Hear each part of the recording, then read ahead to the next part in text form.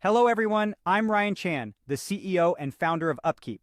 Today, we're going to shed light on the most common workplace injuries in the manufacturing industry and discuss how you can proactively approach safety in your facilities. We'll look at statistics from the National Safety Council, explore the main causes of these injuries, and provide tips on prevention.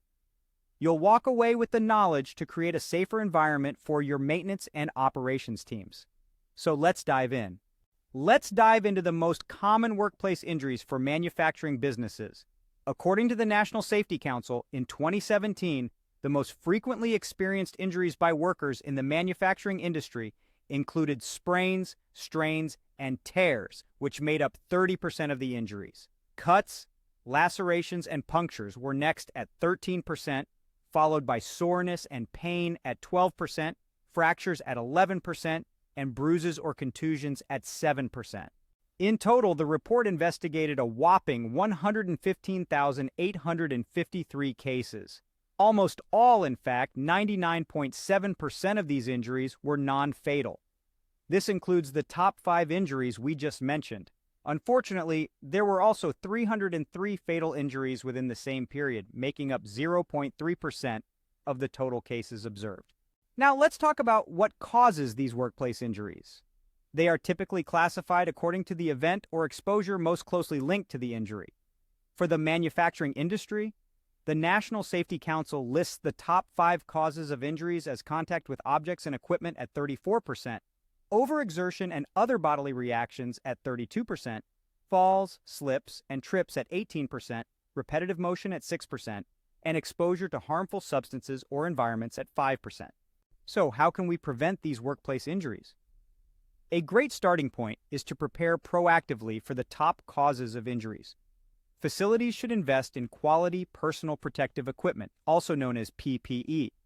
This can reduce the risk of injury from contact with heavy equipment or harmful substances. PPE can also include safety markers and signages to grab the attention of workers and caution them when working around hazardous areas within a facility. Training is also key. Proper training equips the team with best practices for working in and around the site.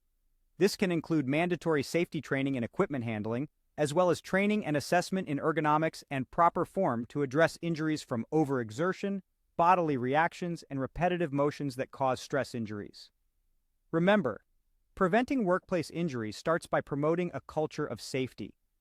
By being mindful of the workplace and its potential hazards, the team can take more concrete steps to prevent untoward incidents.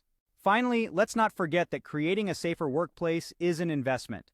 While there are initial and even maintaining expenses to promote a safer working environment, the benefits certainly outweigh the costs. In 2017, non-fatal workplace injuries amounted to nearly $60 billion a year in compensation costs for workers. This highlights the importance of making an effort to avoid injuries and doing things safely from the perspectives of both employers and employees.